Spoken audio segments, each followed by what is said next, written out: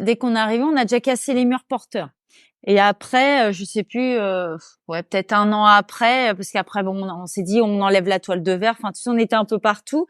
Et après, on s'est dit, bon, la maison, elle est pas assez grande pour nous. On fait une extension.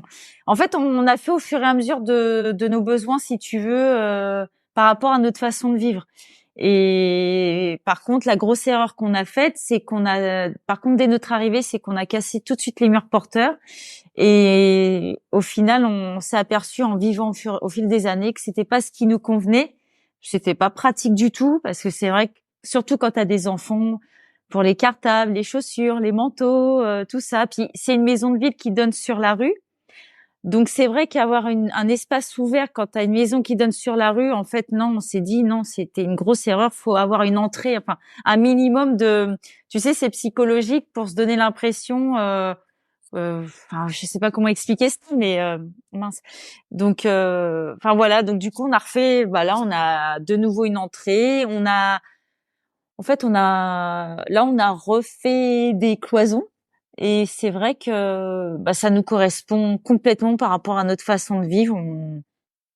Enfin voilà quoi, puis on a refait notre extension également, mais celle-ci est plus récente où il y a la grande verrière, où il y a la salle à manger, pardon.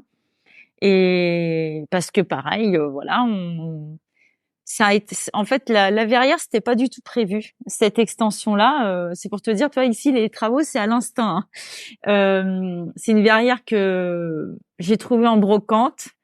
Non, mais voilà, en fait, tu sais, c'est assez folklore chez nous, les travaux. On se réveille un matin, on se dit, tiens, pourquoi on ferait pas ça? Et en fait, la verrière, j'ai eu un coup de cœur, je l'ai vue en brocante. Bon, elle était pas en bon état, il y avait pas les carreaux dessus, évidemment. Elle est en chêne, puis elle était toute grisée, toute pas belle et tout, mais la dimension, je me disais, waouh, elle est vraiment mais magnifique. Et bah, on va dire, ça a pas fait long feu. On en a parlé le soir avec mon mari, puis on s'est dit, bah allez hop, vas-y, on fait une extension et voilà quoi. Enfin, ça fait un peu une verrière véranda. On a fait des puits de lumière, mais là par contre, on n'a pas fait appel à des artisans. C'est vraiment là bah, que mon mari et moi et même les enfants ont participé d'ailleurs parce que là, ils étaient plus grands. Et du coup, alors c'est vrai que ça a pas mis trop longtemps parce qu'on l'a fait en ossature bois par contre, contrairement à la première extension qui avait été faite en parpaing par le maçon. Là, on l'a fait en ossature bois et au final, c'est pas plus mal. Enfin voilà, c'est en rapidité, en manutention. Enfin, c'est pas mal. Bon, c'est vrai que maintenant le bois aujourd'hui coûte beaucoup plus cher qu'il y a 4 ans. Donc je pense qu'aujourd'hui c'est un peu plus compliqué si on veut se lancer dans une ossature bois en travaux.